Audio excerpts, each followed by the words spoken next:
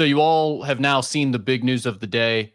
Sean Miller makes it official today during his press conference. Jerome Hunter has suffered a torn Achilles. It happened during Monday's practice. I posted it on the message board last night as the information was first coming out. And I mean, when you hear torn Achilles, you pretty much know it's not questionable. It's not like a knee injury where you got to get the MRI done. You got to do some more investigating there. It's pretty much like right away, if they think it's an Achilles, that's what it is. So I knew it wasn't good when we got that news last night, but no one had gone on the record and confirmed it yet.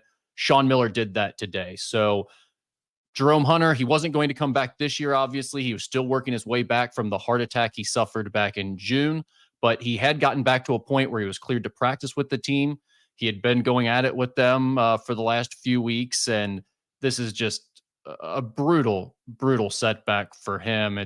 I mean, life has a way of being cruel at times, and this is certainly one of those instances. So I think a few things that are top of the mind when we hear this news. First of all, what's this mean for Jerome? How is he doing? What's next for him? The answer there is he's scheduled to get surgery later this week.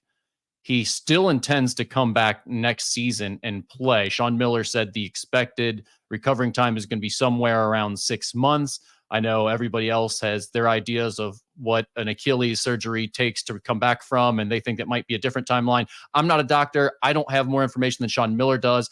I'm just going to go with what he gave us today. So we'll go with 6 months for now. And again, the expectation is that Jerome Hunter plans to come back next season for Xavier. So I guess that's a little bit of a silver lining here, but still just absolutely brutal news for Jerome. And the other part of that is, I haven't talked to Jerome. We haven't heard from Jerome from a media standpoint or anything like that. We saw his tweet last night. I think, all things considered, he's doing about as well as he can be doing right now from what I've heard. But yeah, this is just terrible news for him. The other side of this is, what does this mean for Xavier?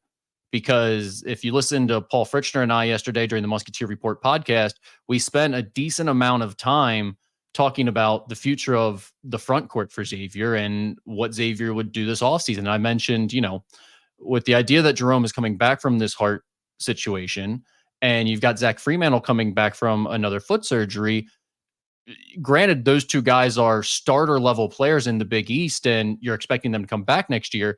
But I think you also have to have a contingency plan in place if they're not able to return to the form that you expect them to return to.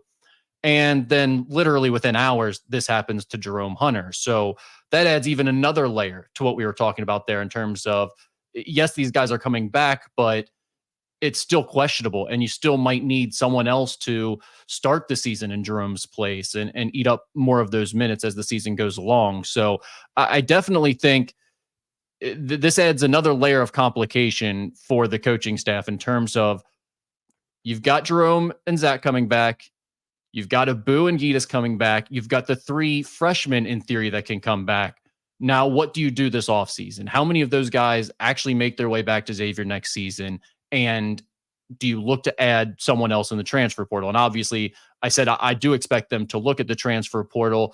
I think there's also the possibility that you could look at, other prospects out there, maybe 2025. They're going to have a visitor this weekend who's a big man from New Zealand coming in. He's a 2025 recruit, but it's been talked about that he could even reclassify to 2024. So maybe there's a prospect out there that they like enough that would be willing to do that as well. So I definitely think that they will be looking for another front court piece to add this offseason. This news they would have been doing that regardless, I think, but this news about Jerome probably only adds to the potential need to do that.